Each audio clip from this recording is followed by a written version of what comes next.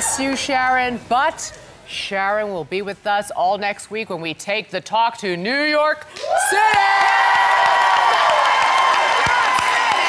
And today we are joined by the wonderful, beautiful, talented Cardi Wilson. Oh my God!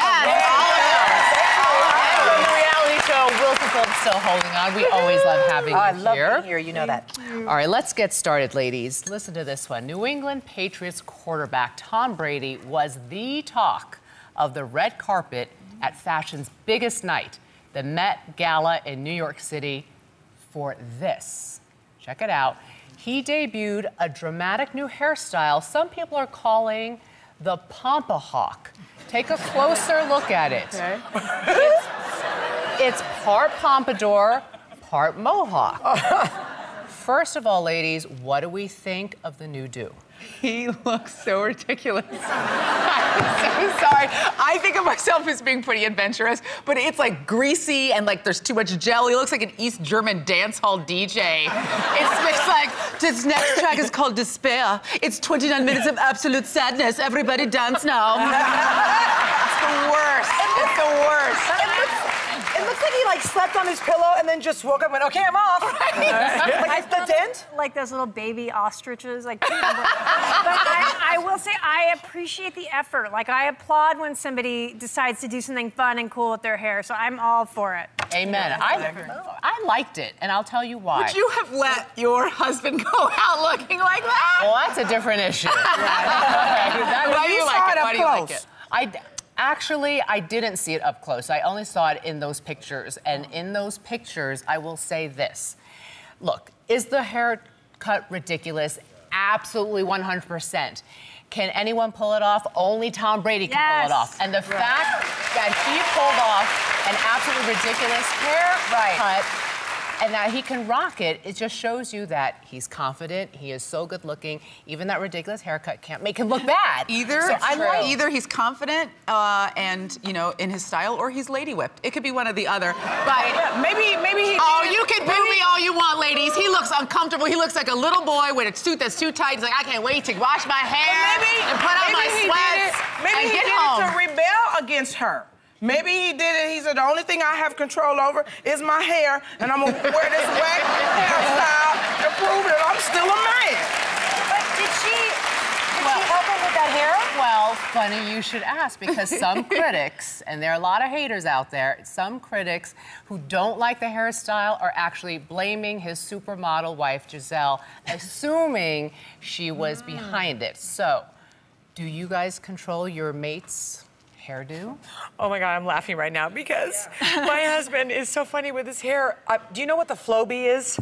You guys, it's like a big, like a vacuum thing. He uses the Flowbee to cut his hair. He goes like out on the porch and and you hear, and it's this big hose with a vacuum, and he cuts his own hair with the Flowbee. That's adorable. It's from the 70s. It's How does classic. it- He won't let me near his head. He won't. How does the hair look when he's done? It actually looks good. It's like kind of choppy and cool. I think men are just more obsessive with their hair even than women are. I really think so. Oh my God, my husband is the opposite. He literally goes and gets the #2 buzz every single time. Every time he comes home, I'm like, did you join the Marines? Why are you here? Because they shave it off every single time. He doesn't care. He's like, it's short. I got stuff to do. He has no style at all. And you don't like it, clearly. Well, I don't, but I would not, I love him, and I would never force him to wear a hairstyle that he was not comfortable with. You know what I mean?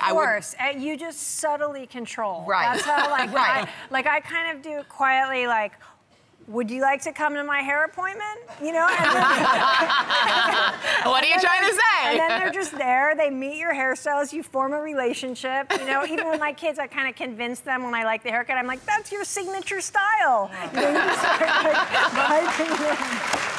Really? I don't know either way, because you got to date a man with hair to control his hairstyle. And most of the men I date don't have hair, you know. Some of them don't have teeth, you know. But even a bald guy has grooming. Do you ever tell, even a bald guy can groom his head a little bit, can shine it up a little bit, you know, cream on the side. Is that good if it's shiny? Yeah, nice shiny head, just grab it. What about you? I try, don't get me wrong, I do try and control it, but my husband, as he should, does what he wants. Right? I'm good with that. But luckily, we go to the same person who, and sometimes I'll go with him to an appointment, and when my husband's not looking, he's on his BlackBerry, I'll look at the guy who cuts hair, and I'm like, Yes. But like, does he come to you for advice when he's getting dressed for an event? Like, should I put product in my hair? How does this look? Yeah, you don't let him. He has beautiful curly hair. You need to let his fro grow. Let it come on out. Fro. I'm not sure. I think he looks more handsome with it short. He doesn't like it as short. I want him to be happy. Yeah. But when he does come home with a shorter haircut, and I know it's because he wasn't paying attention to the person cut too much, he goes, oh, I did this for you. I'm like, yeah. You weren't paying attention. All right. Listen to this one. A single female blogger who's never been married recently admitted she has something called, listen closely, she calls it divorce envy. What is that? She writes, divorced women make her jealous because they have more social status than she does, while she will always be known as a spinster with no kids. What do you think of this? Well, at first I thought it was like kind of silly, but then I thought about it, like, I guess I know what she's talking about if you feel like, oh, you never were marriage material. But I feel personally like I've never been married and I just don't have that frame of mind. Like, I feel good about being married, not married. To me, it doesn't define who the person is at all. Yeah, do you also feel like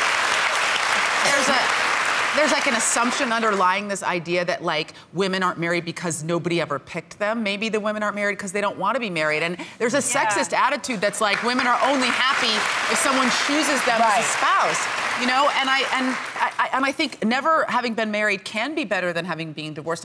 Friends of mine who've been divorced, even if they wanted out of the marriage, they're crushed by it. They're really heartbroken. Right. And I think, you know, that doesn't mean you shouldn't pursue love and embrace it with your whole self, but it does mean that you shouldn't just rush into marriage. And I always say this, fewer people would get divorced if fewer people got married. People rush into it, they don't consider it, they don't think about what it means, and it takes a lot to stay married. People, they want the dress, they want the party, and they don't think about what that means. Well, you know, see, I agree with, go ahead and talk.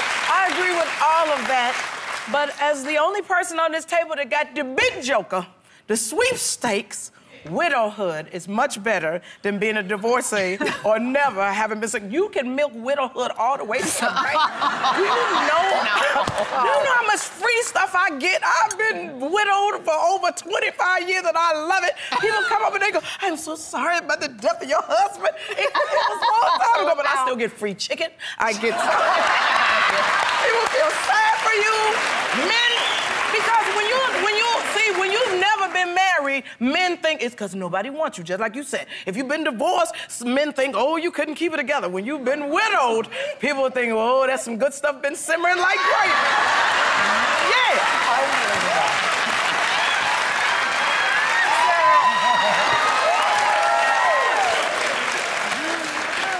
I found the silver lining. I wonder, do I get his Social Security, even though he's... You should use it for something bigger than chicken. Cheryl's like the person who goes to the restaurant and says, it's my birthday when it's not, so she gets the That's right. And I'm a widow. That's right. Then you get the whole cake. No, but I have a problem with what this woman is blogging because I feel as if she is touching on and speaking to the insecurity that exists in some women that shouldn't exist, that like, oh, there's something wrong with me, I'm not married. Guess what?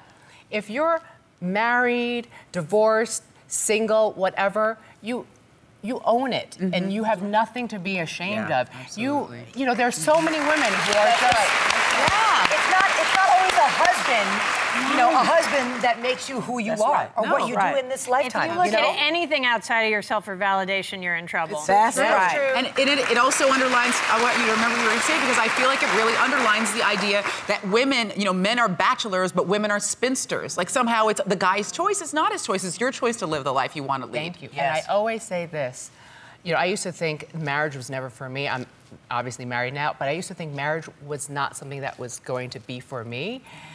And I always thought to myself, I would rather be lonely and alone than married and miserable, because there are plenty of people who are married and in miserable marriages. So don't let others validate what you yourself.